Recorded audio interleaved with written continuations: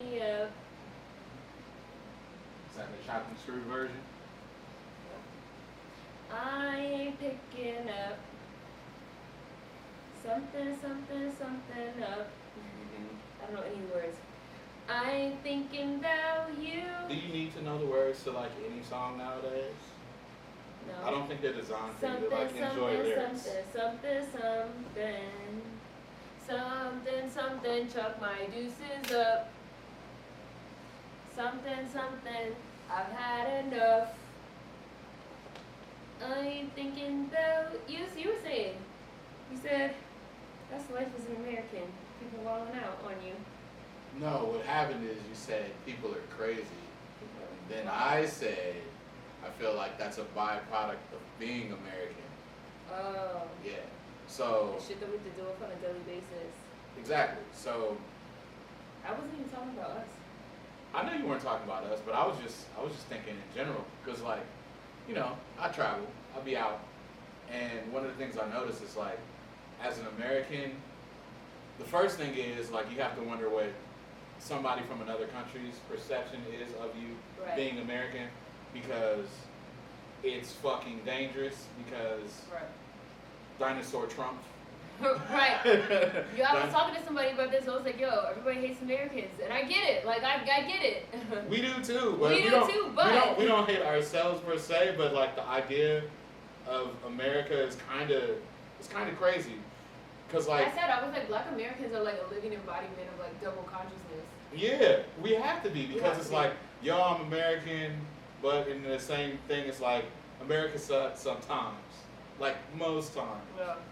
And I think it's largely because like we're living in the upside down. No, for sure. Because as a Black American, you got to think about it in this context where we are descendants. You know, do your thing, the Dax. Descendants of American chattel slavery. Right. So like that is trash in and of itself. Like that whole process of like how America came to be, and then it's like. I don't know where I was going with this thought. I think I was going to say something really prolific, but I think it was more along the lines of us like not liking America because America means that one, exploitation, like just using of people, and then in regards to other countries, putting what we think or how something should be upon them. So like we'll go into another country and be like, this shit's fucked up. Yo, you guys need democracy, right? Hey, here, take this. We got you. That's American imperialism. Well, yeah, I mean, that's... But I feel like the funny thing about American imperialism, though, is that, like, American imperialist infrastructure does not include Black Americans. It doesn't. We're involved in it. Like, all the stuff you just said is, like, that's, like, white America. No, you know what? That's the crazy thing I was going to say, because, like, so often people talk about culture, what's culture, and I was like, when people ask me, like, what is white culture? And I was like, to kill, steal, rape, and destroy. Basically. But like the thing that bothers me is that like people get us mixed up with like white American culture or like white American imperialism, white rape and murder culture, and that is not Black American culture. Like that is not what we do. And we do not benefit from white American infrastructure. But in the same token, that's what America is. But at the same token, that's what America is. It's true. So it's just like, I don't like, it's really like a double consciousness type of thing. And it's even to the point where we are not allowed to have a sense of pride in ourselves as Black Americans. I mean, people take that as... No, I mean, for the longest of times, like, you think about stuff like, I don't know. You know what? I don't know when I finally realized it, but like for a long stint, I was really like, oh, I want to be something else, because you think that being a Black American isn't. It's like it sucks. They want us to think it's like the worst shit in the world. Exactly, and you get that from multiple facets all across the board. But at the same time, people co-opt every single thing that we do. But they want us to believe that it's hard to suck. It's hard to see that, because everything that we do becomes popular culture and or American culture, which is influential across the world. Right. But as Black Americans, a lot of us don't travel. We don't see the outside. And unless you're studied and you look into stuff like that, you're not going to know that. You're going to know your immediate surroundings. You're going to say like, oh, the homies do this, the homies do that. Like, like whatever your immediate surroundings are is going to be like what your experience is. Right. Then you go somewhere outside of the U.S. and I'm like, this is just like what we do back home. And I was like, where'd y'all get this? And, it was like, and then people would tell you, like when I was in South Africa, there was like, you guys are the most influential people in the world. And I was like, that is crazy. Yeah, but then also, that's what I mean too in terms of like double consciousness. When people come here and you say that, they get offended. Like, oh yeah, if you were to say that, right. You can't say that. I can't say that. They have to say that. Yes, they get offended. Yeah. Like, nobody fucking cares about people really be like, nobody cares about Black Americans. Nobody's emulating Black Americans. If anything, y'all are the ones imitating us. Especially. And you be like, the fuck are you talking about? Especially That's not like, true. Especially your viewership. and they might not even be people who subscribe to what you believe, whatever. But whoever it is that's watching your stuff, they just, I feel like people live to disagree with you. They do. And like, you know what, the crazy thing is, I was thinking about it because, you know, we spoke earlier, and one of the things that I find interesting is that people, right now especially, we live in a culture where everybody wants to say something that's appeasing to everybody, the most politically correct thing, and that's not a way to grow. Like, you really have to get outside of your comfort zone in order to grow. So Right. like, the moment you step outside of being comfortable, then change can happen. Right. But if you're just sitting in it and you're like, well, I don't really want to offend you, and I don't want to talk about something that might like, as soon as you have like that pacifist kind of Right. like ideology, then it just, you just kind of sit in it, like, and you just like left to just let it be. Nothing changes. I also say all the time that I feel like, and I really feel this way, I feel like anything that too many people like is a bad thing. I feel like that's part of the reason why like I'm kind of a contrarian. Yeah. Like when people really like stuff, I'll be like, It's whack. yeah, I'll be like that shit, and I do it subconsciously. I don't think I do it like knowingly, but like when a whole bunch of people like something, I'll be like, that shit is trash. Like innately, just to get a rise out of people, just so they can start saying why they like it, or you know, whatever it is. But I just feel like there's so many people in the world. There's so many people on the internet. There's so many people Fucking everywhere. internet. We could get into that. Yeah. There's so many people on the internet. There's so many people everywhere that. That's so many opinions. How can all 500 million of us all have the exact same opinion? How is that possible? It's not. That's not possible. It's not. Or the people who have a difference of opinion aren't being highlighted, or like they're just getting thrown to the wayside, Right. because it's not the popular opinion. Right. I feel that way too. Like, I don't know. I feel like people just be on some other shit all the time. I feel like the group think shit is like really, really big right now. I feel like people do not think for themselves. Oh no, it's mob mentality largely. Mob mentality. It's mob mentality. It's like one of those things, like you study sociology and you're like, okay, this is how this person thinks individually, this is how this person thinks. But then you put them together and then you see them doing something together and somebody's like, hey, yeah, they're doing it, I'm gonna do that too. Like, you get outside of yourself, and then people like really want to be grouped in a particular type of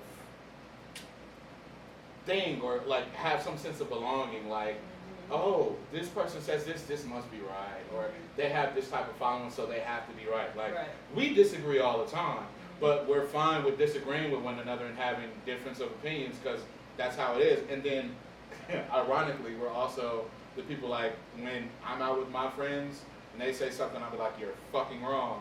And they'll be like, and then it becomes a big thing, and you just, you do it on the internet. Like, you do it in real life. That's the crazy part. I do it in real life too. Because when we were having a conversation, and I was like, I like going online and watching videos, but sometimes, like, when I'm watching videos online, like as far as YouTube or whatever, I think that the video is cool or whatever, but the comments are where it's at. Because people really just say whatever the fuck they really want to say, and a lot of it's nonsensical a lot of the times. And I'm like, well, how did you get that from that?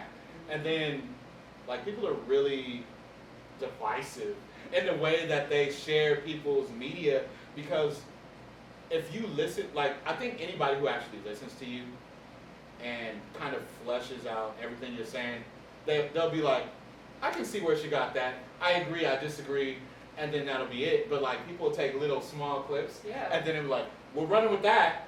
What do you guys People think? don't have no fucking attention span At for all. nothing. At all. And At all. people like to create a false narrative, which It's entertaining. It is entertaining, Yeah. yes. And I feel like that also even gets back to like the group think and the mob mentality. Like on YouTube, for example, I do long form content. So I do like 20, 30, 45-minute, videos that take like a while. And a lot of the times I might have like a variety of fucking opinions and points in one video. And it's just like, that is not... It's not reflected in what people say in the That's comments not- or whatever. Well, I was gonna say, that's not really entertaining. Like, that's not really entertaining. And It's not, because what happens is, like you said, people have a short attention span now. But I don't think anybody's interested in people who are multifaceted. They want you to have one opinion about Yeah. something. Like, you can't have multiple views of the same thing. Like, there's no way you can say that this is good, but here's the downside of it. Like, you can't have those multitude of opinions. Yeah. I So think that's it's not also allowed. like a downside of like the whole media personality shit. Is because people get used to fucking media personalities and they feel like the media personality is like that thing. Like whatever they, so like, oh, like this person is like the conservative pundit. This person is like the liberal. This person is the this person is the that. So they're going there to get one specific Yes. opinion as of like, no. You're saying this, I agree with this. I'm not trying to hear anything outside of Anything that. else, Yeah. yes. And then they also like to put people in a box, and so that if you don't act, they want you to act that certain type of way. Like, multifaceted people act in all different types of ways, and they say all different types of things, and they make all different types of fucking decisions, and they have all different types of opinions. You can't expect people to just sit in a box just because that's where you fucking want them to be, Exactly. I feel. Okay, so I have a question for you. Being is that you're talking about having opinions on everything and people like chiming in and hearing what they want to hear. Why do you think it seems like it's easy for you to go viral on something you say? Why do you think that people react to what you're saying so easily? Like, are you the person that's just like, right now it seems like you're the person to not like or to go after. So, Because people know that if they say my name, they're going to get attention. They're wave riding. They want attention. They want to get famous. They want to be media personalities. So right now they know if they say my name specifically, they're going to get some attention. but I mean, outside of that, so like, for you, Like in terms of like me, what I say. yeah, what you say, like, why are people reacting to what you say so much? Like, why does your opinion hurt so many people's feelings? Why can't they step outside of that? Like, Because I I say think- whatever I want. and that's the crazy part, because I was, like, I think the first thing was probably like the Bruno Mars thing, like recently. And I posted that video in my group chat, because me and my homeboys have a group chat. And they're all in the music industry, and I was like, what do you guys think? And then, like, it's really good because everybody has a different perspective. So Right. one person was like, well, I can see how she's saying that, but he always shouts out this, blah, blah, blah. And then one person kind of like missed everything you said, and I was like, all right, dude, listen to what she's saying. I was like, this is what she's saying. She's like, yo, he's utilizing this, and this is like white people. The grand scheme of thing, I think I was talking to Glasses Malone, like one of my homeboys, and he was like, yo, the grand scheme of what she's saying is white people want their black music from non-blacks.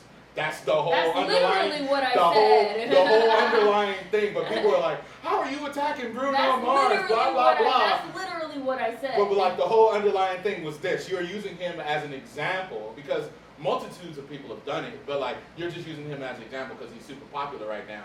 But like the whole underlying thing is that, and a lot of people just missed that. They were like, why are you attacking Bruno Mars? He's such a nice guy. 'Cause they just Like, want to uptown funk it up in peace. yeah, whatever. Yeah, I mean, I think it's wild. because I say whatever the fuck I want to say. People don't like that. And people think, I think people really think that this is you for the internet, Yeah, as opposed people- to yeah, it they being you do. for real life. But that's just because getting back to media personalities, everybody's used to niggas putting on a fake ass media persona. Like, Yeah. I don't put on a media persona. exactly the shit that I fucking say on the internet is exactly the shit that I would say to somebody's face. Which is why people talk reckless on the internet, and I'd be like, I will beat the shit out of you. Yeah. Like, I'm not Twitter fingers just to eat. I mean, I'm banned from Twitter, so I can't even get on Twitter. But shout out. But like, people talk so reckless. They have all this reckless ass energy with these internet media personas. That's not even who they really are. And I really think that that's a big part of like why I get these reactions out of people, is because number one, like I say what I want. I'm a woman. I'm a black woman. We talked about that too. I think that's a large part. Like, I'm a woman, I'm a black woman, I'm American, like I'm a black American woman. I say whatever I want. I'm not conservative. You're not entitled to an opinion. Like, I curse, like, I don't give a fuck. So much of the pushback is like, you are not palatable. So much of what is that though? Like, what does that even mean? Likable. Why am I yelling? Why am I cursing? Why am I so angry? Why am I not smiling? Why do I not have my nails done? Why do I not have like that? This? Yes. Wow. And people leave comments all the time that's like, oh, she's so angry. I bet she's single. She's not palatable. You know, like on some. Just why am I even talking? Why am I talking like this? Why do I have an opinion? On some who do I think I am type shit. And I really do think that like me being a black American plays a part in this also. Of course. Because there's this real sense of like wanting to take us down a notch or two, like wanting to take us down a peg or two. Like, there go those fucking Americans talking again. Like, they want to knock us down. They want to like, they tired of us. They envious.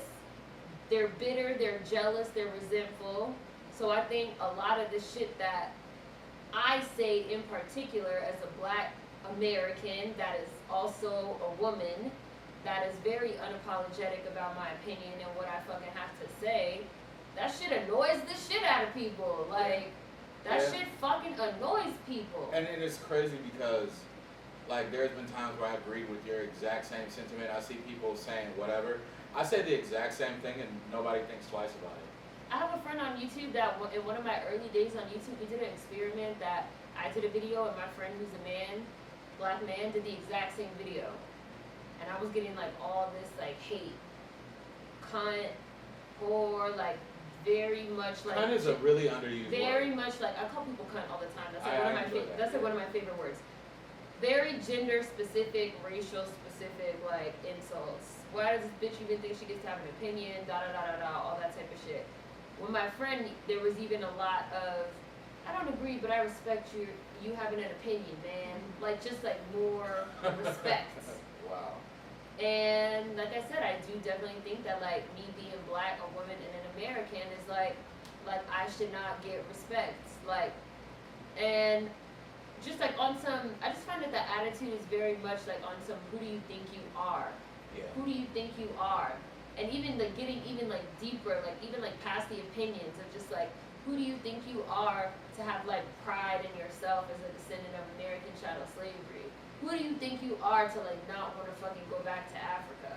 Who do you think you are to fucking try and like speak and give your opinion on fucking issues from a black American perspective specifically, as opposed to a quote unquote we are all black, Pan-African perspective.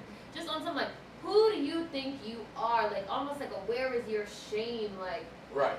I mean, and that's something that you deal with. Like, I mean, that's something I dealt with, like, especially like when I was younger, because when you start reading the history books and, like finding out about like things that happen within your family or whatever, then you're like, oh man, this is horrible. We don't want to go through that. But then, you start to take a different perspective on it as you get older, and like in your case, you're like, hey, we're survivors. yeah.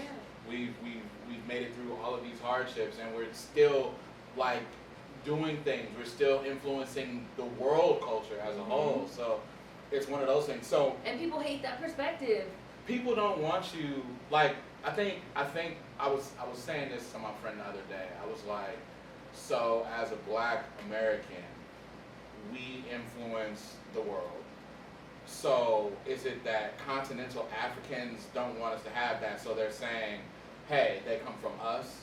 To like, is it like one of those things where they're like trying to take credit, like, oh, they only do this because this is in their DNA? Like, they came from here Yeah. and got exported there, but this is in their culture because it's in our culture, Yeah. type of thing. Number one, I think a lot of people, let me be specific.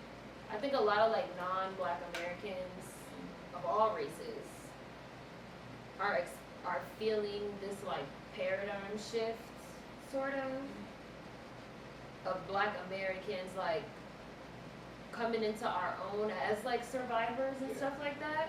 Cause like before, oh you like came from slaves, you a slave, that's like an insult. Oh, you don't know where you came from, that's like an insult. Oh, you you a rape baby, that's like an insult. Oh, you came from a plantation, you have no home, this and that's an insult. So when you start taking pride in yourself as a Black American and saying, well, I'm a survivor, I come from people that I'm had great nothing. regardless. Right, I came from people that had nothing, are survivors, I'm great regardless. Now you're taking people's power away from you. And that's people of all Kind of like we races. did with the word nigga. And that's people, right, My nigga. exactly. My nigga. My nigga, exactly. And that's people of all races. Yeah. So it's like we taking our power back. They don't like it. Yeah. So there's that, and then once you start taking people's power away with that train of thought, I feel like that's when they kind of try to more so switch gears and say, oh, well, everything you got from us anyway. Because now they can't call you culturalist, no home and all this other shit, because you just be like, well, I came from survivors, so I don't know what to tell you. So that has no power. Yeah. So now they switch to, well, everything you have, you got from us because, I don't know, the African DNA or, whatever you want to call that. Yeah. And I feel like descendants of American chattel slavery, we occupy like a really unique fucking space. We occupy a unique position in time, in space, in geography. We're one of the few descendants, I want to say the only descendants of chattel slavery, because as we know, they also had slavery, throughout the Caribbean and stuff like that. But we're the only descendants of slavery that we live in a majority white nation. Like our nation is not majority Black. Like the islands in the Caribbean are like they're majority Black, they're majority minority. Yeah. We live somewhere that is majority white. That's a shirt. What? Majority minority. Majority minority. Ooh. That's a phrase. I don't think I made that up, but I don't know. I might have. I was just saying it's a shirt. I just be saying shit, and I don't be knowing if I made it up, if I read it somewhere. And I also read a lot of like sociological studies. People be like, where did you get this? Where did you get that? I be like, I read it. That's one thing I read. Yo, that's one thing I can say about you is like, ever since I've known you, like, yeah, I was reading these studies. I'm like, where the fuck are you finding this? I be reading studies. I be on LexisNexis, like, I'm like, I be on Blackboard, like, I be on Google Reader. That's why I don't even like when we have a like, difference of opinion. I don't even like to debate you because I was like, she probably has fucking. She probably read a study. She probably has fucking statistics, and I'm just going off of opinions. Right, like I'm a fucking stat queen. I'd be like, well, bitch, I was reading a study, and the study said, like, I'm highly logical. Like I'm really. That's another thing I'm I really not appreciate. emotional. Like I'm super not emotional. People be like, oh, she's so emotional and angry and this and that, and I'd be like, I'm hyped, but I'm. Listen, guys, I can say this, and it's not because we're friends. She's not emotional at all. Like. She's able to step outside of a situation and be like, hey, this is what happens. This is what's happening. This is how I feel about it. And like, here are the facts. Here's how I feel about it. This is my opinion, but here are the facts. So let's kind of like. So let's talk about the facts. Yeah, like so many people argue based on emotions and feel. Yeah, like. And I think that's also why the shit that I say gets up under people's skin, because they cannot dispute the facts. Exactly. So that shit makes people mad too. Yeah, because like, I don't understand what the blowback was when you were like, yeah, somebody forwarded me this thing, and she was like, it's a Nigerian woman talking about how her family like benefited from slavery. You didn't make that up. I didn't. And it's there. So you just gave your opinion on that, and it was laced in the facts from that and just like throughout history. But people are like, it's crazy like to go through comments and then like following you on Instagram and seeing your story. Like people are going nuts. Like that one dude who was like, yeah, I think you're you were reading mean comments. You didn't watch it? No, not Oh yet. my God. Not yet. I was drinking last night, so I was whole nother thing. Yeah, so like it's just really weird, man. Like I don't get it. So like what is your opinion on Black Americans who want to find some so it's interesting. Like to find their roots stuff? Yeah, finding their roots. How do you feel about that? I don't mind. I feel like I've said this so many times, like even when we were having all the Black Panther conversations, I was like, listen, and I feel like I also say all the time, like, I can't tell anybody what to do. I can't. Nobody can tell me what to do. I can't tell anybody what to do. Anybody that feels that need to, they want to get the DNA testing, they want to fucking reconnect with their roots or blah, blah, blah, whatever, like, I don't care about that. Like, that's fine. Like, if you feel that and that's something you want to do, that's fine. Yeah. Whatever. I really don't care. But, like, getting back to what I was saying before, for me personally, I feel like Black Americans occupy this really unique position in time and space and history and geography to the point where we and I've seen this even said on, like, forums and stuff, like, shout out to the colleague, like, we were in the belly of the beast. Like, we were not in a majority minority country. We were in the belly of the beast with white people, basically. We are in a majority white nation, for half a millennia. Like, really think about that. Like, really, I'm thinking about it now because I never really. Like, people say 500 years. Okay, but, like, that's half a millennia. Half a millennia, literally. Slavery ended 153 years ago this year, right? So we were enslaved for, like, 400 to 500 years, roughly. Mm-hmm. We've only been free for 153 years. That doesn't even include Jim Crow, Reconstruction, sharecropping, which is basically slavery. The war on drugs. Right, the prison. They just found that Sugarland shit in Texas. They just unearthed like 60 bodies. Crazy. Right, that's crazy. And that was like slavery. Like, so slavery ended. So if you like read about that Sugarland shit, like, it's really wild. Like, slavery ended, but they made it so that people could still be slaves, which they still do now. 13th Amendment. They made it so that people could still be slaves if they're in jail or prison. Yep. So what did they start doing? They started arresting Black men for minor infractions. Oh, you whistled at a white woman. It may or may not have been true, but now you're arrested, you're on a chain gang, you're working at Sugarland until you die. That's slavery yet again. And then what do? We just go get another prisoner. We arrest you for some bullshit. We throw you in prison where you can work for free labor, slavery, until you die, and then we just go get another one. So which they still do now to this day. Exactly, and we're in the thick of it at all times. And we're in the thick of it at all times. There's no like, oh, they're retreating. Right. Like, we live in it. Like, we are in the belly of the beast. We don't have an escape route. No. There's no place to go back to. Right. We don't have an escape route. And I think that's a big disconnect there. They're like, oh, how come you guys don't do this? You don't do that. I'm like, yo, if you have an issue, you can just dip back to wherever. If Trump really gets us in some shit, we're here. We are trapped. We have nowhere to go. And someone had left a comment on my YouTube channel that had brought up, they were like, a lot of like foreign blacks always talk about how Black Americans don't have passports. They were like, number one, nobody ever talks about how if you're a felon, you cannot get a passport, you cannot travel. The number of Black Americans that we were just talking about, prison, the school to prison pipeline, those of us that were funneled into prison.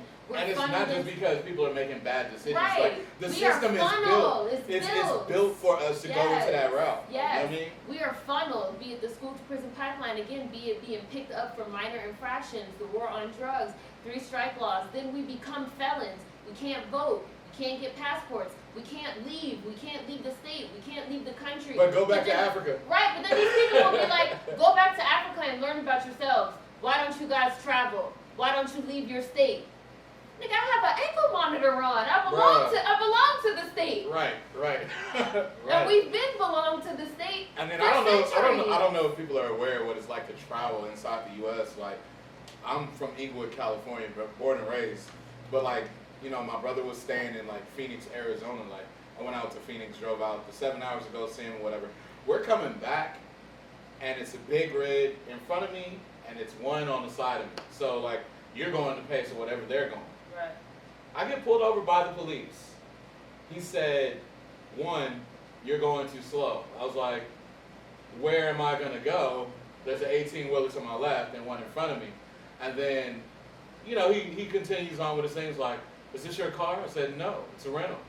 Why did you rent a car? Nigga, what kind of questions? What kind of, like, and it's not me by myself. I'm in the car with my mom. What kind of crimes are you committing, nigger? Just Right. tell me right now. Right, like, yo, like, so, like, even when we travel inside the country, like, there are certain places we go where we're immediately we're targets everywhere we go. But, like, some places it's just, like, a higher, like, you know, visibility, like, oh, there's a black here. Shouldn't be there. And then we enter into spaces that are dominated by, like, foreigners and not even necessarily foreign black people. Yeah. And we're targeted there too. Yeah. Hurry up and buy. You go in the fucking Korean shop, they following you around. Yeah. And these Hurry are up. people that thrive off of us, that come in our communities. Right. They said like they're in this, like they largely own everything in the swap meets.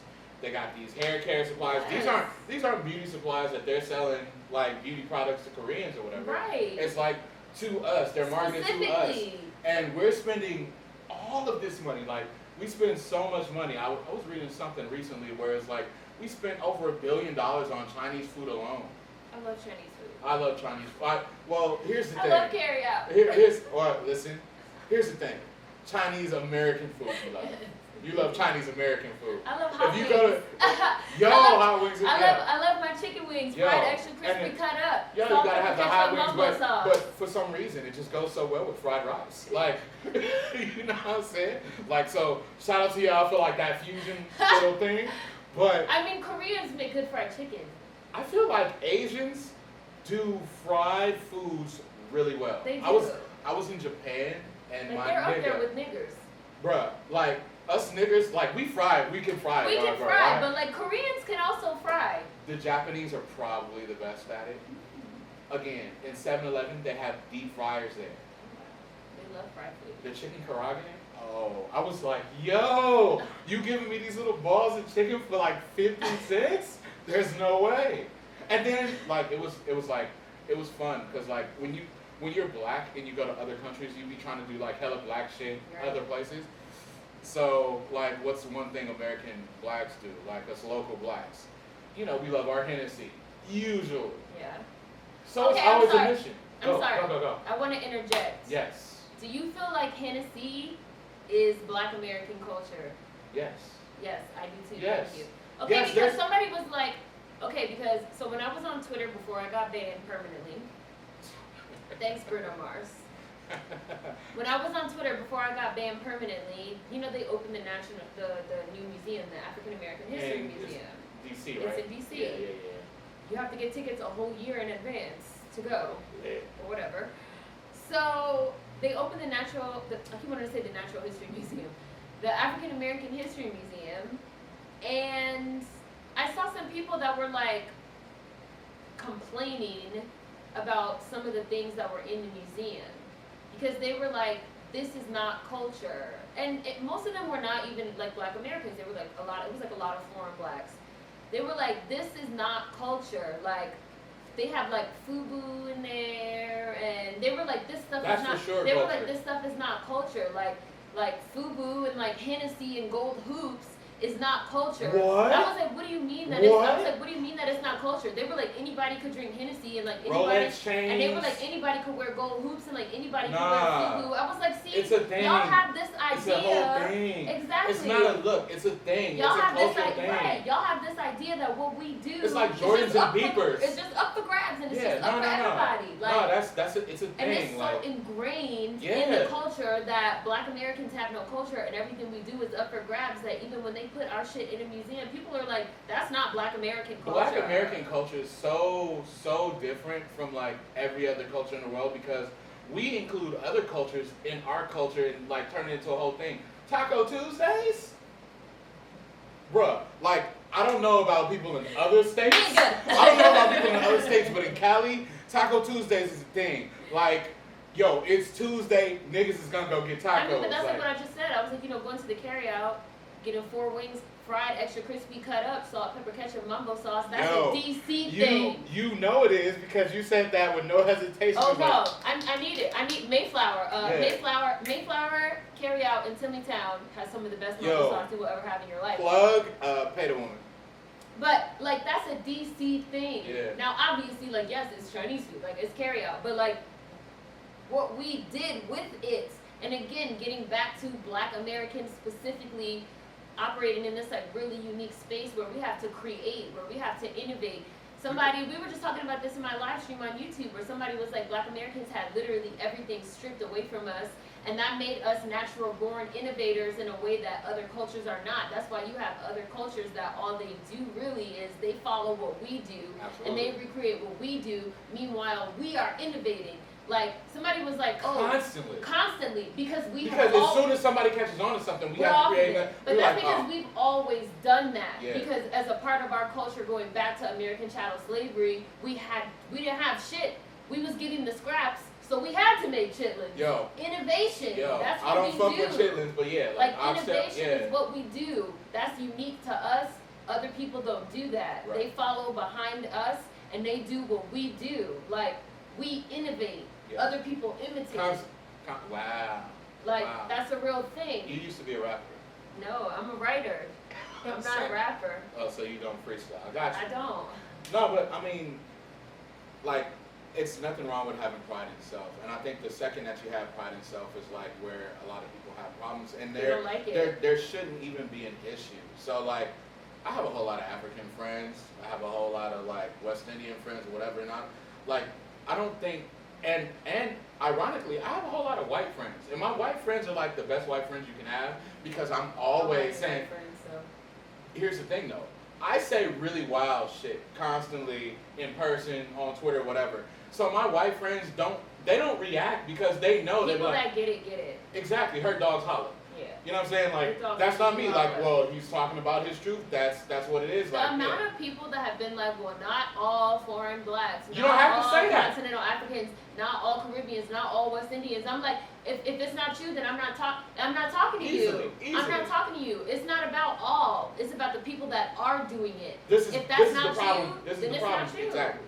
This is the problem. We're not talking about we're not generalizing everybody. We're not talking about the people that aren't doing the problem. Why would we be talking about the people that aren't doing the problem? Exactly. Why are you so defensive? But see, I think that's why a lot of people are reactive. They're not thinking in that mindset like, oh, I gotta like, oh, this is where I'm from, so I gotta defend these people. Like, no. If these people are wrong, they're wrong. They're wrong. Let them sit in that, let them like realize, like if somebody tells you you're wrong, you realize you're wrong, you be like, oh shit, I was wrong. I say all the time, I'd be like, correct me if I'm wrong. People also don't like to be corrected. I don't mind it. I like it. I don't mind it because it gives you another outlook on things. Mm-hmm. So like I mean, and I don't want to go around repeating some wrong shit. So if I'm wrong, please I repeat correct wrong me. shit all the time. I repeat wrong shit all the time, but I don't know. I feel like Black Americans just have like a different culture.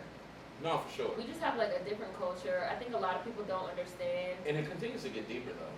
Like I felt I was just about to say I think people have only a surface level understanding. Yeah. Even getting into like Pan-Africanism, for example, I feel like Black Americans are raised culturally to believe in Pan-Africanism because even going back to slavery, we have so many behaviors that are holdovers from slavery. Post-traumatic slave syndrome by Joy DeGrasse like explores all this type of shit in depth, where she talks about like handed down behaviors. Yeah. So like for example, during slavery, American chattel slavery, at any moment you could get ripped away from your blood relatives and put to another plantation. Yeah. So even going back to slavery, we have this idea of we're all black, we're all family. Because it's like if a new slave came in, we gotta take care of that new slave. We're not gonna be like, new slave, where are you from? Exactly. You know, like we are not tribal. And even up to right now, we are very welcoming of everybody. Everybody. Reason. So like somebody come in the hood and be like, oh yo, that's White Mike. Right. We're so welcoming because I don't know, it's really like an intergenerational. I never thought about it like that. It's an intergenerational behavior because it's like,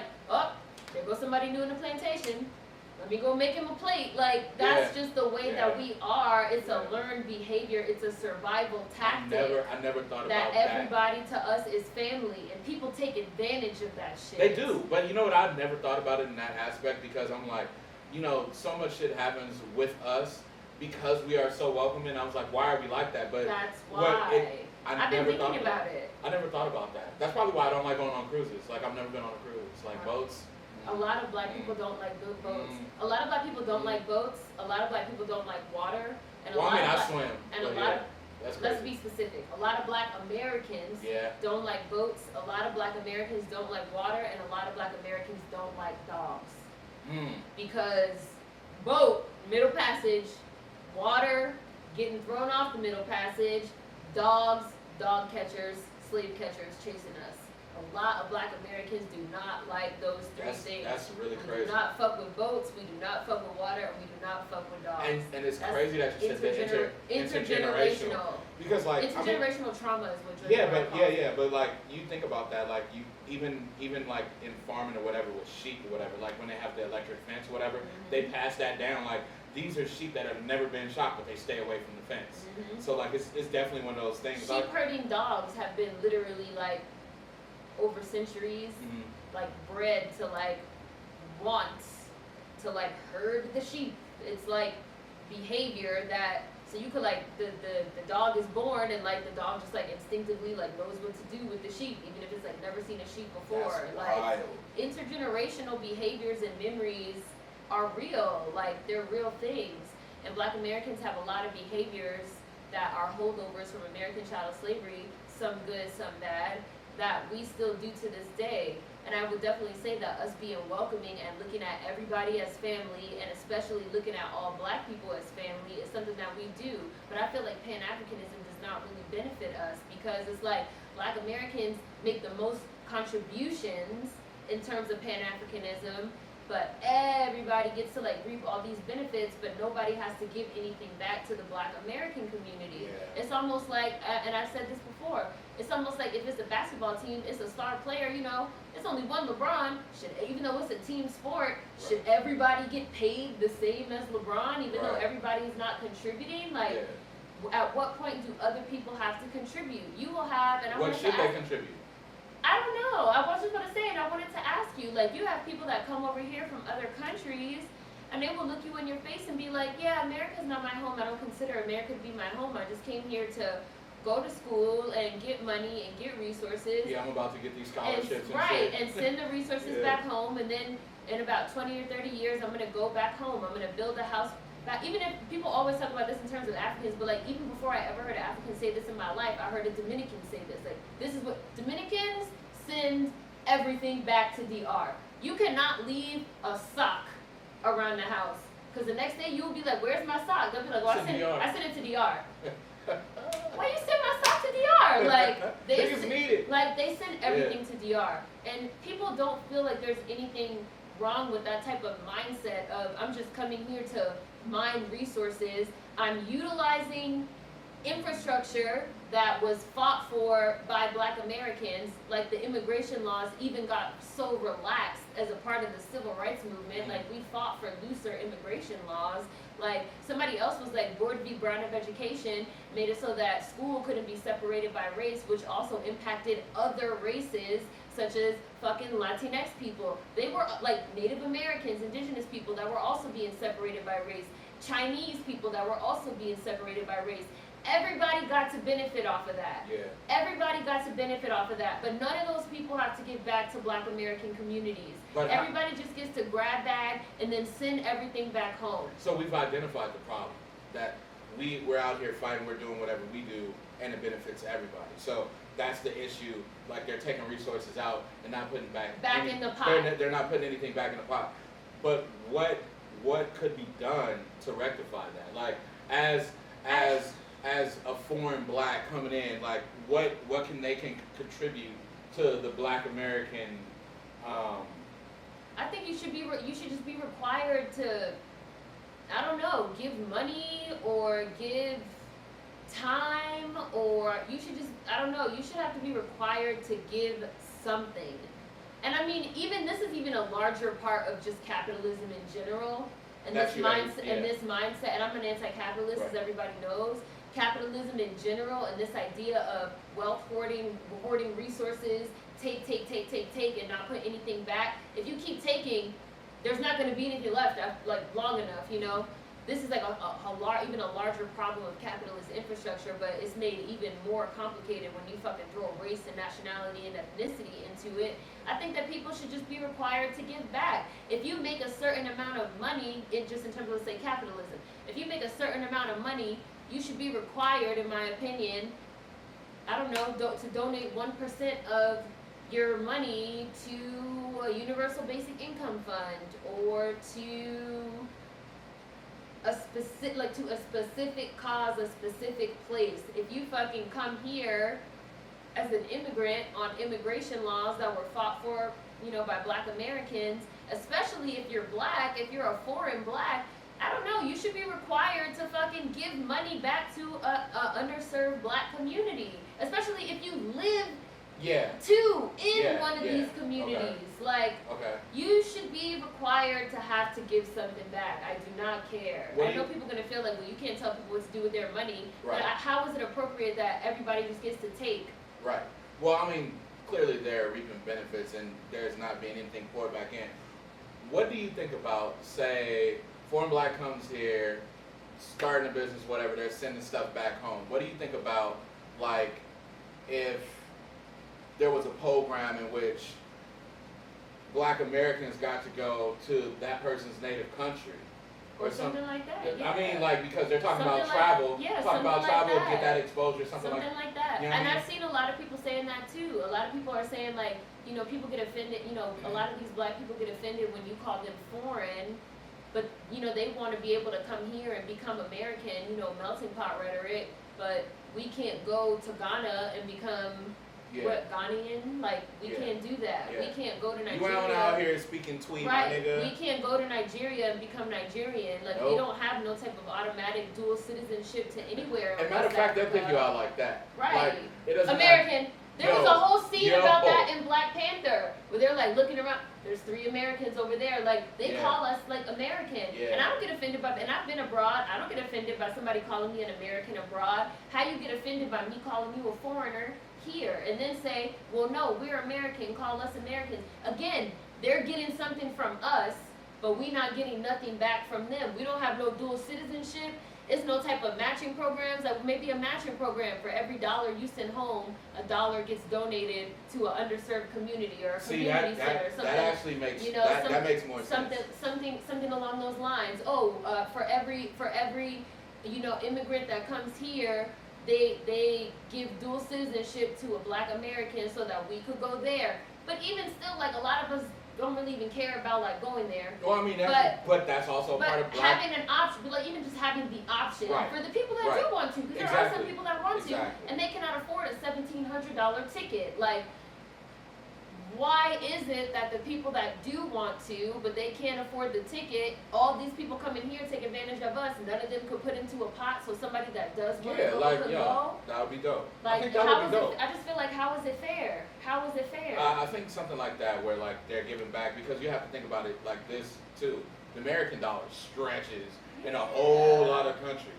So, like, that $1 they're sending back might be like 30 or 40. Like, you know what I'm saying? So, like, I don't know. Again, getting into how everybody gets to benefit. Everybody gets to benefit. Like, everybody gets to benefit. And then meanwhile, we're not getting those jobs, because when they see a Black person getting hired, they're not looking at whether or not they're from wherever.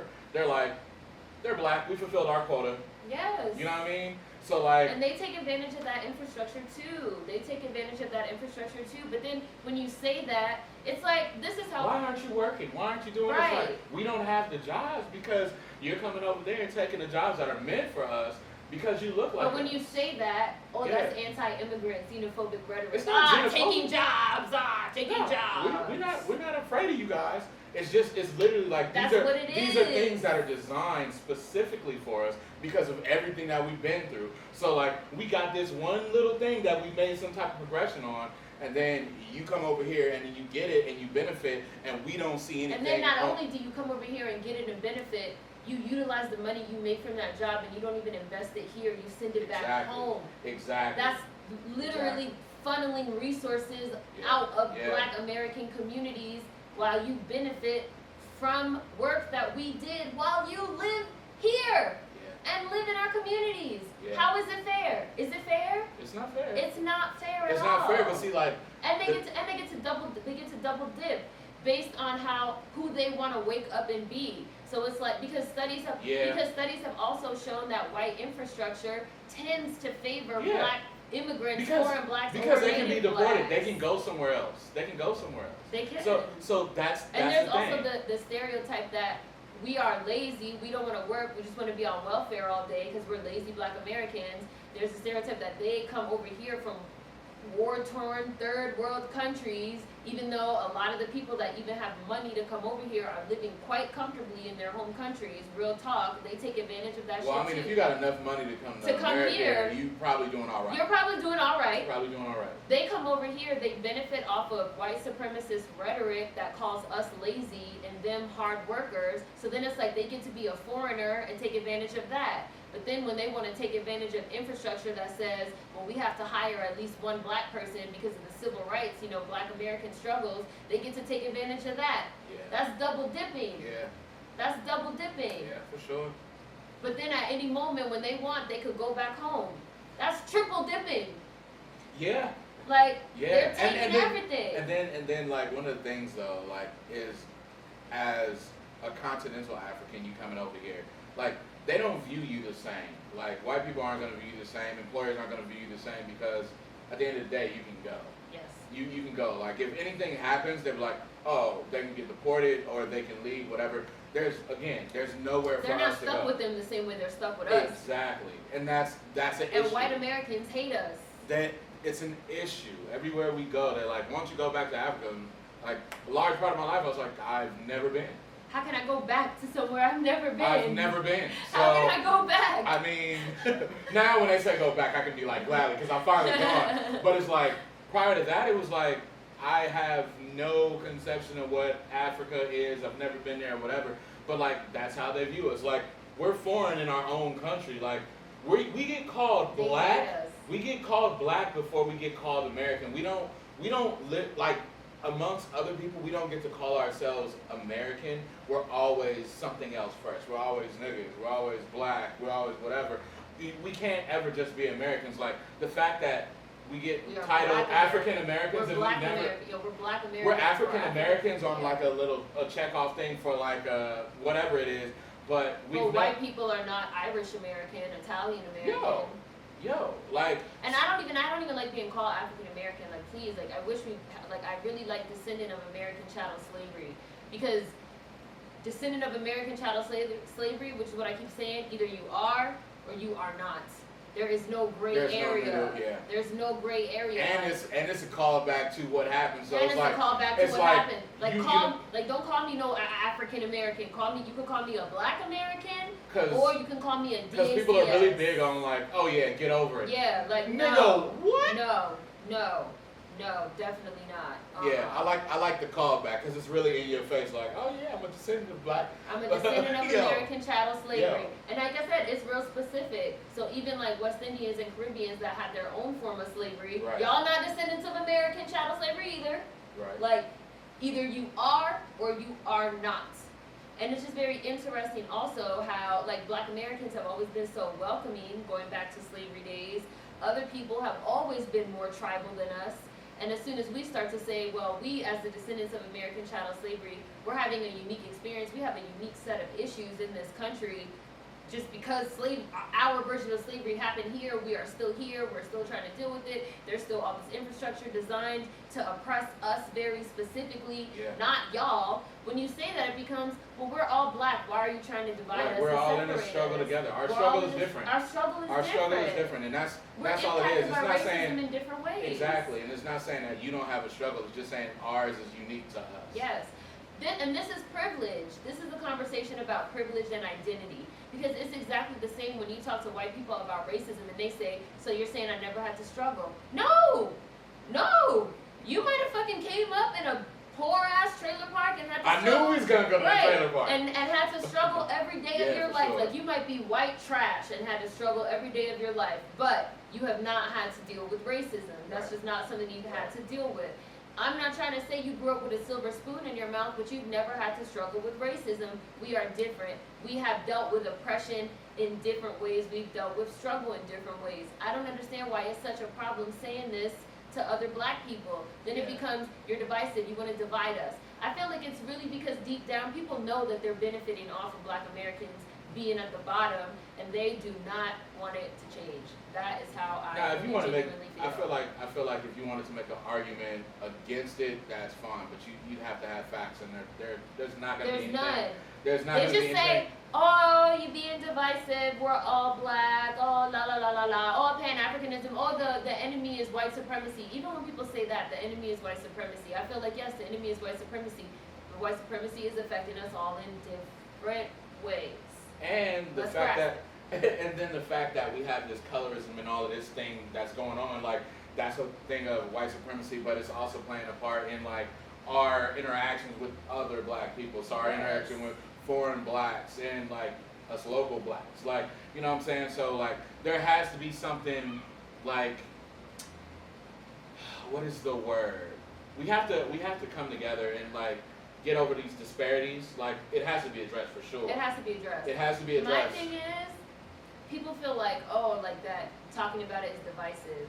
I feel like my thing is, it will never, it has to get reconciled, or it will never go away. Absolutely. Just saying, oh, we're all black and we're all the same, stop talking about it. Yet again, that's like the whole all lives matter, stop talking about racism. And then nothing changes. And then nothing changes. Like, people are really using a lot of, like, white rhetoric, like white supremacist rhetoric, like oppressive language in the way that they talk to us and in the way that they talk about these issues. Like, stop trying to all lives matter the situation. Like, we have to talk about, seriously though, like, we have to talk about it, we have to reconcile it, we have to reconcile what we were just talking about resources, about double dipping, about people taking advantage of black Americans. The thing is, like, the it. second you say that, people get offended instead of saying, like, okay, how can we make this work? Yeah.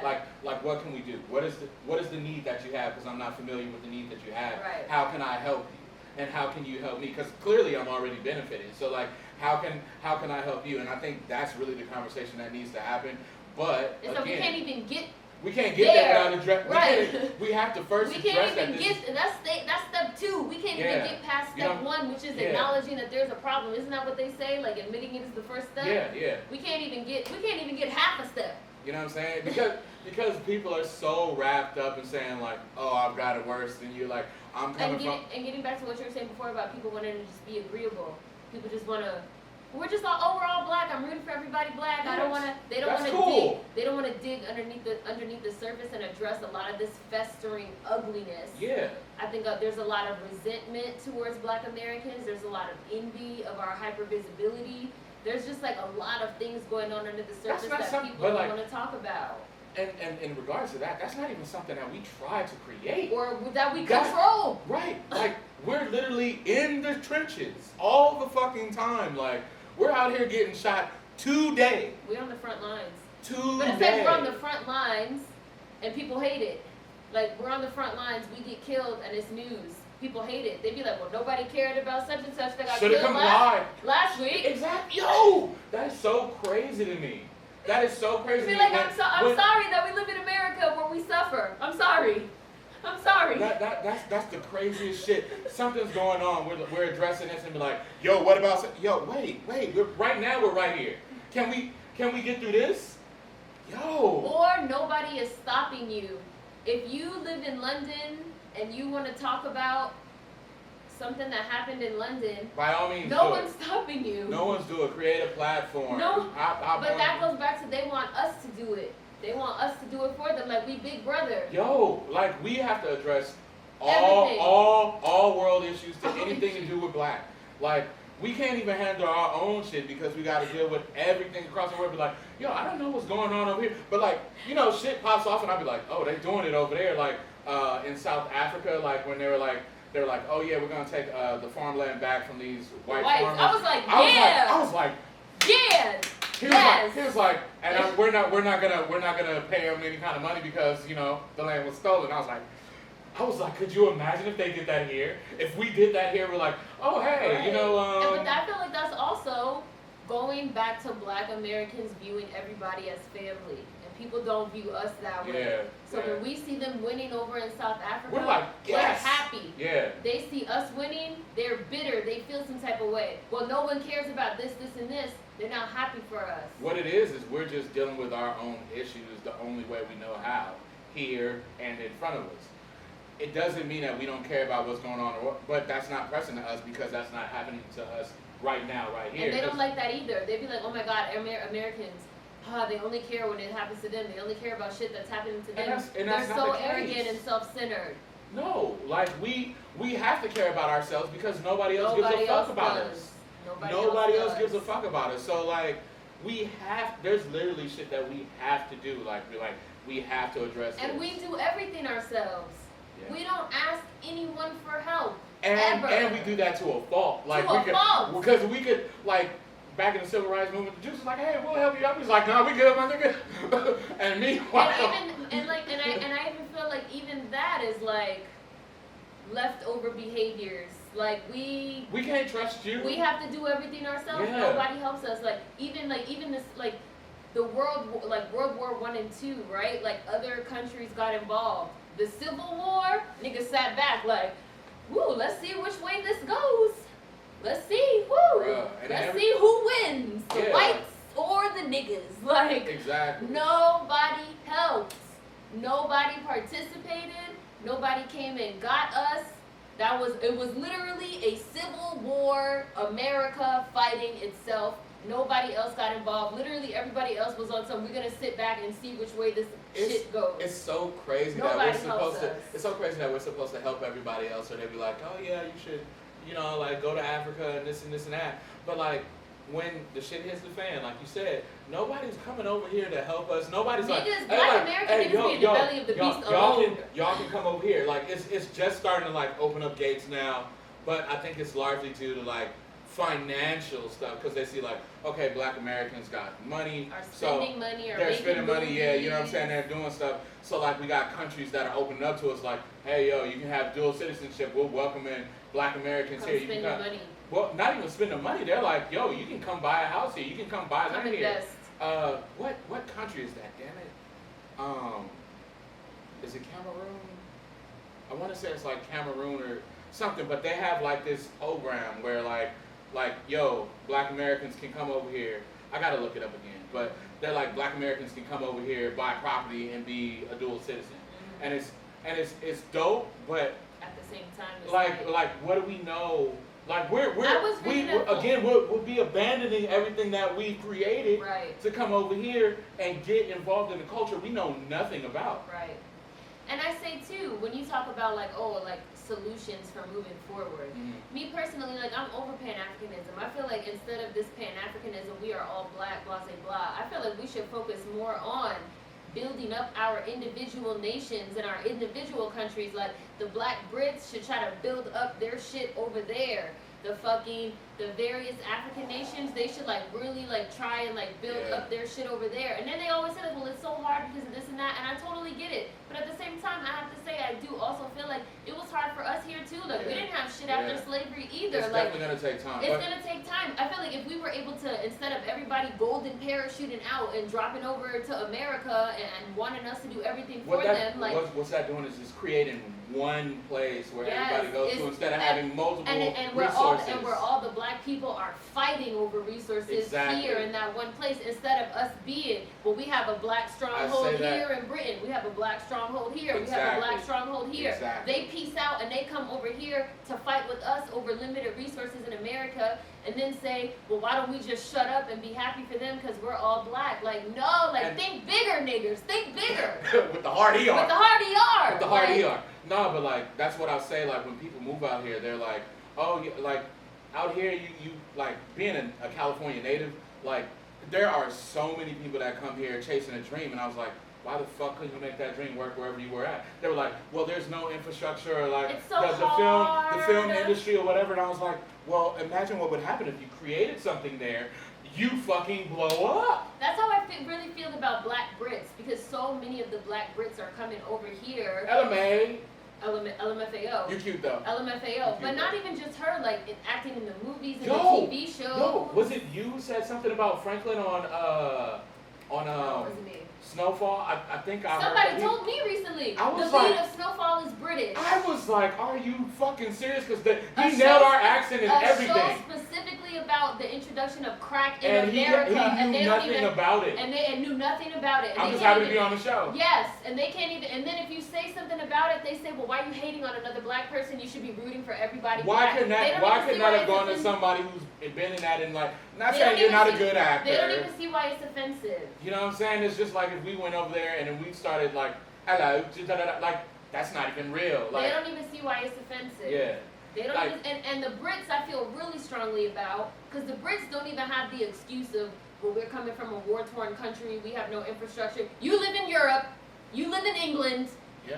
fucking figure it out. Yeah. Fight. Yeah. Instead of fucking talking about how the BBC don't want to give you no jobs, guess what, bitch? Hollywood didn't want to give us no fucking jobs either. So what did fucking Robert Townsend do? He made his own shit. What did the Wayans family do? They made their own shit. Yep. Byron Allen, this nigga owns Yo. Y'all talk so much shit Yo. about Tyler Perry. Yo. We made our own shit. You live in a developed country in Europe. If the BBC don't want to give you some jobs, Create you better your make shit. the Make your what job. does BBC stand for? British. I just keep on thinking about porn titles. I know. So Here we go. I was gonna say big black cock. I If don't the know. British media doesn't want to give you your shit, you better make the motherfucking the British nigger media and make Yo, your own but- shit. All but this YouTube, all yo, like, that's what I was about to like, say, why, with the advent of the why, internet- like why are with y'all the still advent- coming over here? With the advent of the internet, there's like a whole bunch of there's no excuse. They're lazy. Oh, you can't say But that. you can't say You that. can't say that. You can't say that about You can't say immigrants. It's xenophobic. Yo, you They're can't say lazy. that. They are lazy. They see that we have already fought for something here. So it's like, well, I could stay in Britain and I Wow. could create some new infrastructure. Wow. Or I could go to Hollywood where the black Americans have already fought for more mainstream roles and recognition and get jobs there. And that's literally what they say in the interviews. They say, well, we can't get So- jobs in England, so we go to America. So y'all come here to fight with the black people here over resources instead of making black strongholds abroad, and you think it's fine. Wow, this is And gonna we don't be even have shit. this is probably gonna ruffle some feathers because like what's lazier? Fuck your Creating- feathers. What's lazier? Creating your own thing where you're at, or coming somewhere where it's already like laid out where you Option can get B yo, is lazier. Yo, that's crazy. A lot lazier. That's crazy. And oh, like I mean, And how many people did I just name? Robert Townsend, like the Wayans brothers, and there's Tyler more, Perry, and there's like far because more. we could not get in. Yeah. But what did we didn't say, oh man, I can't get in here, so like They were like, all right, we're gonna make our black movies. We're gonna build man, our I black can't studios. get in here, so let me try to go to like Africa where there's like way more black people, so I could try over there. No, we fought here. We said, fuck these fucking white people here. We gonna get our shit here. Mhm. And so now people come and they take advantage of what we did here, and they literally fight with us over resources. And then when we say something about it, they call us divisive, and they say that we have anti-immigrant sentiment, and we should just be happy for them because they're black and we're black. Like on some, if I take food out of your mouth, you should be happy because I'm black. I mean, Give I me wonder, that food, nigger. I wonder how they would react if, say, we were to go over to Africa and create like an infrastructure for like black Americans to come to Africa, work there, whatever, and not employ local blacks. They'd be angry. They'd be like, these foreigners are coming in, doing all like so.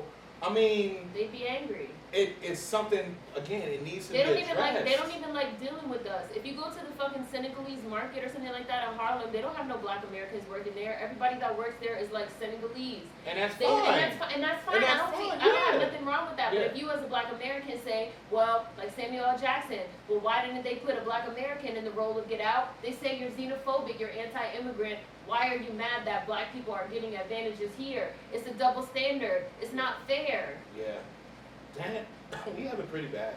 We have it so We have bad. it pretty Black bad. Americans get it coming and Yeah. going. We get it Yeah. from white people. We get it from other black people. We get That's it from the non good- we get it yeah. from non-black people of color that also are racist and hate us. Like black Americans, like really have it And it's crazy. bad. It's crazy. And 'cause- yet we do the most. Yep, I mean, we do the most, and then we have to fight for everybody.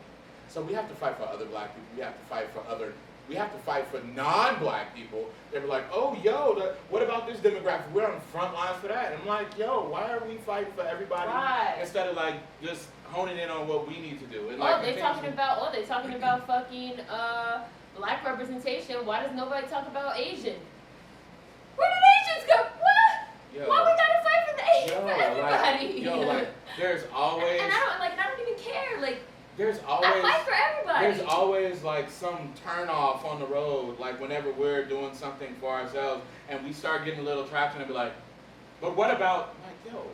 Everybody feels like black Americans are supposed to be the fucking donkey, the mule.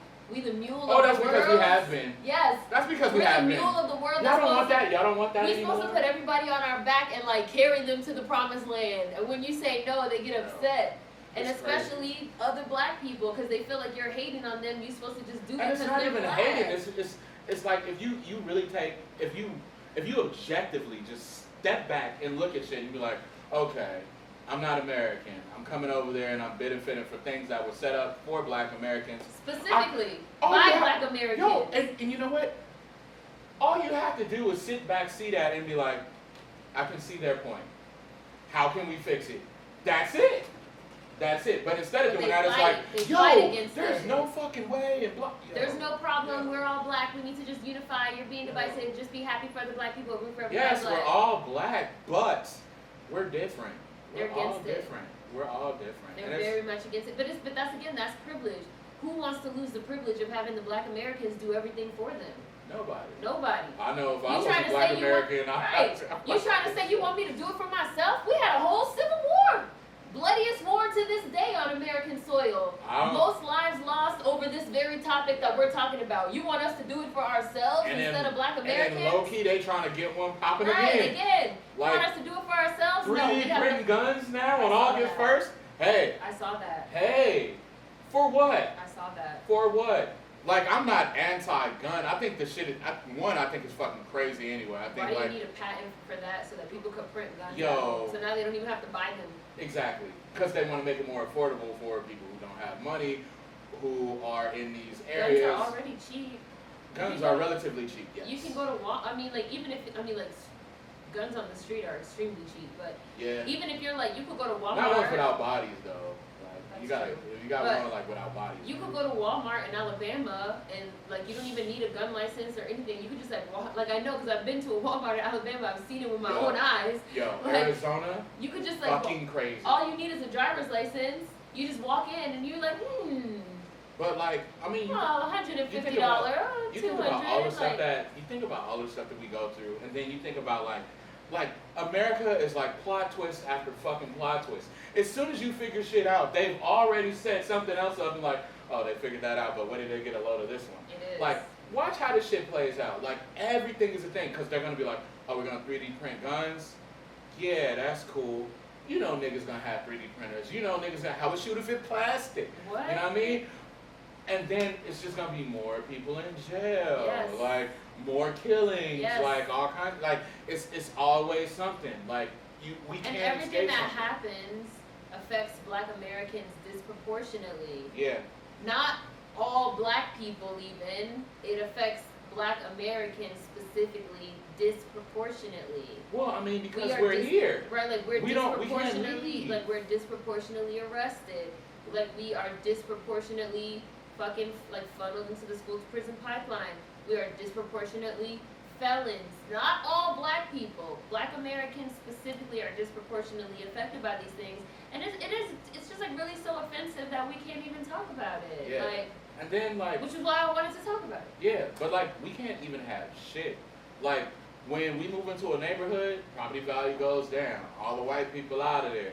Then like we get shit popping, like things are all right. Then we're like, oh hey, let's build a stadium in Inglewood. I'm like, my nigga. Let's come back. Yo, like now, like yo, I go to the jungles like every weekend, and anybody who knows California, specifically like LA, you know what the jungles is. It's like one of those places. Like for those of you who don't know, Training Day. Like that's literally the jungles. A whole lot of spots where you go one way in, one way out, and these are places that you couldn't go one if you weren't black or Mexican, because those are largely the people who populate the area, and then two, you had to know somebody. I went over there to visit my homegirl the other day, and there's some niggas outside. I get out the car, it's like, what's up, nigga? So I give him the nigga greet, what's up, nigga? Yeah. And I start walking across the street. No issues, whatever. What's up, nigga, whatever. Hood niggas, too. I'm walking over to her apartment complex, and this pasty ginger dude with a small, like, pocket dog is coming out. And it really just took me out, because I was like, I looked at them, and I looked at him, and I was like, yo, and it was like, and like, and you yo, know white people, they like ants. Once you see one, you're gonna see some more. It's so crazy because I've seen it. I'm seeing it here, but I've seen it in New York too. Like when I go to New York, I stay in Flatbush. Remember the time I was over there with you and you was like, yo, yeah, you got back all right? I was like, yeah, and he was like, oh, you took the cab? And I was like, no, I took the train. He was like, you took the train to Flatbush? You was on the queue or whatever? I was like, yeah. Number one, it's a long ass yeah, it was ride, like, and number two is it was dangerous. Yeah, but like I feel like a hood is a hood wherever you go. You mind your business. If shit's gonna happen, it's gonna happen no matter what. I mean, you're also a man. Yeah, for sure. But like from me going over there, like shit, 4 years ago to me going like last year and seeing it being well lit and white people jogging at 3 o'clock in the morning in the neighborhood, I was like, yeah, nah, this shit is different now. It's a whole nother thing. So like, and that's because they know that they could utilize the infrastructure against. And they also know black people will sell. And they know black people will sell. Like as soon as we get a hold of some shit, like we actually have something, works on value, some property, something like that, they'll be like, hey, we'll give you X amount of money, and because we're so quick to chase a dollar, capitalism. We're like, yo, we're so quick to chase a dollar instead of like creating generational wealth and setting up opportunities for other people and other generations to come. Yep. We're like, yo, I'll sell it because now I got that bag. And even that is part of the larger conversation of what we're talking about establishing, for example, black strongholds in other places. Instead of establishing black strongholds in other places, you have people come here chasing what? $1. Yeah. They come here chasing $1. Well, I can't get a job over in Britain, so instead of me trying to stay and fight and establish a black stronghold where I could possibly create something for the other black people and more possible generational wealth and more things for us to acquire, I'm going to go to the United States and I'm going to chase this check. So I think that's the biggest takeaway, is create these black strongholds so we can have a multitude of resources to pull from in more than one location. Instead of fighting. You know what I'm saying? And like, I think that would like really like get some synergy going amongst all the different parts. I think that would require, like, again, a lot of people that'll let go of this idea of like Pan-Africanism and like we're all one and that we all need to like this and this and this. Like, focus on your shit. Your shit. Build You know how they'd be like, oh, you gotta like focus on yourself before you can be in a relationship? Absolutely. Like, focus on your shit. Like, you know what? on your shit. I think that's the, well, I mean, because like, as soon as segregation ended, like it fucks you up. You know, yes, you know how I feel about that. So like, so you think about fake how ass integration. That was a horrible call. Think about horrible move. Think about how much you can get accomplished when you're only focused on your building own your shit. own shit. Because then it doesn't become like you're coming over here to like just take resources. Like, hey, how did you guys do this? And then we be like, oh, this is what we did. Because like we already have this established. We know how it works. So as you're building your thing, be like, oh no, don't do that this way. Do that this way. Or like maybe your infrastructure is a little bit different. How can we change this? Blah, blah, blah. And then there's a constant conversation going on about how to be the best version of whatever your shit's going to be. And then, you know, we can continuously build from that, as opposed to like, yeah, we're going to come over here, send money back, and not build anything over there. Because I just want to live comfortably in reality. Exactly. Because it's all about the individual as opposed to the community. Yes. And again, I also think that involves just reconciling a lot of the underlying beliefs that people have about Black Americans, that they have about us being required to help everything and do everything for everybody and be at the bottom, and we have to like reconcile all these ideas.